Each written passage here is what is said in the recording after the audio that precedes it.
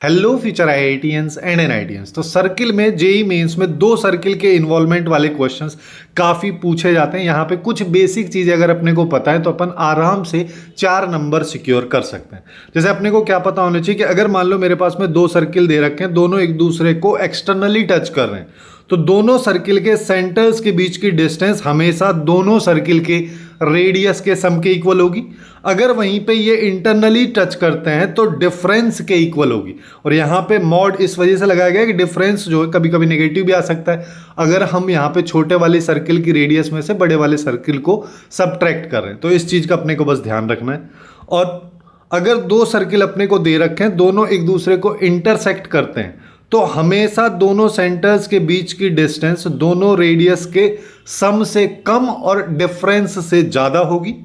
और अगर दो सर्किल एक दूसरे को इंटरसेक्ट भी नहीं कर रहे हैं, टच भी नहीं करते हैं, वैसी सिचुएशन में हमेशा सेंटर्स के बीच की डिस्टेंस ज़्यादा होगी दोनों रेडियस के सम से।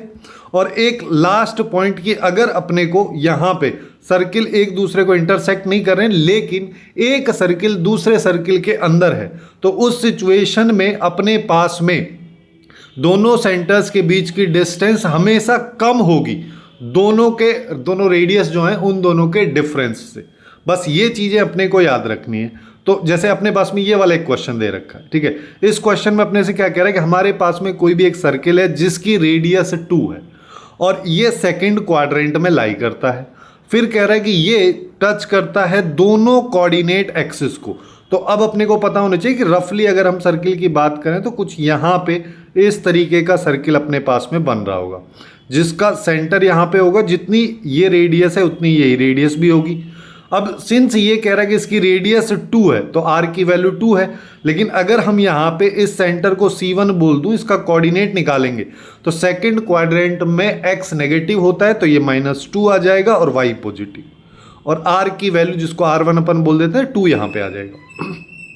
फिर कह रहा है कि r रेडियस का अगर मैं एक और सर्किल लेता हूं जिसका सेंटर 2,5 है, ठीक है। 2,5 की अगर बात करोगे तो x अपने पास में 2 यहां पे है तो 5 यहां पे कहीं आएगा, ठीक है। इसको 5 बोल दे रहे हैं, है ना। ये बस समझने के लिए बेसिकली। फिर क्या कह रहा है, अब ये दोनों सर्किल एक दूसरे को 2 पॉइंट्स पे इंटरसेक्ट करते हैं। जैसे ही पॉइंट ऑफ इंटरसेक्शन के बारे में यहाँ पे बात हो रही है दो सर्किल्स के, तो अपने को सीधा सीधा याद आना चाहिए कि दोनों सर्किल के सेंटर के बीच की डिस्टेंस हमेशा दोनों सर्किल की रेडियस के सम से ज़्यादा और डिफरेंस से कम होगी। यहाँ पे मॉड लगाना बहुत ज़रूरी है, ठीक है, अदरवाइज एक पॉसिबिलिटी खत्म हो जाती है।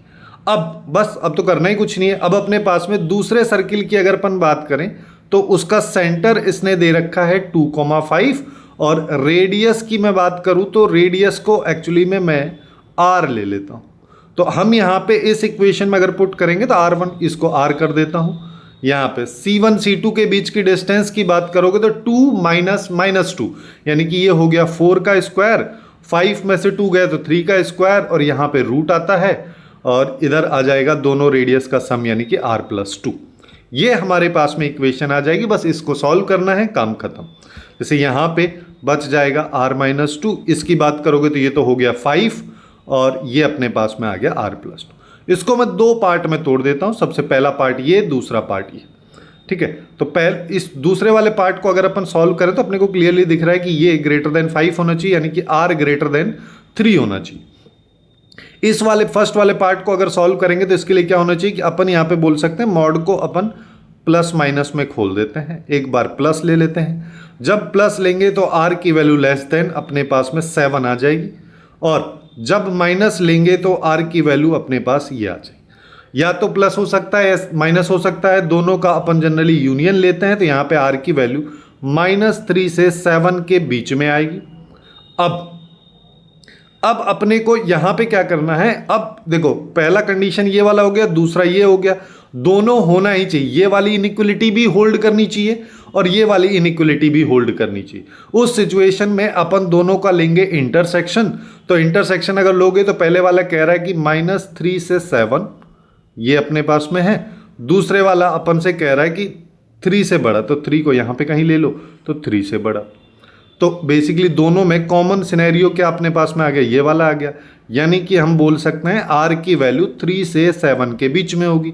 यही क्वेश्चन में कह रहा है कि अल्फा कॉमा बीटा है, तो अल्फा और बीटा दोनों की वैल्यू आ गई। तो ये आउटपुट निकालने के लिए 3 into beta minus 2 into alpha, तो ये 21 हो गया, ये 6 हो गया, बच गया टोटल 15, जो कि इस क्वेश्चन का करेक्ट आंसर हो जाएगा। ऐसे अपन सर्किल के इस टाइप के सिनेरियो में क्वेश्चंस को काफ़ी आसानी से सॉल्व कर सकते हैं। ऐसे ही हाई वेटेज टॉपिक्स को मैंने लेफ्ट वाली प्लेलिस्ट में कवर किया है, तुम लोग बाकी सेगमेंट्स को जाके चेकआउट कर सकते हो।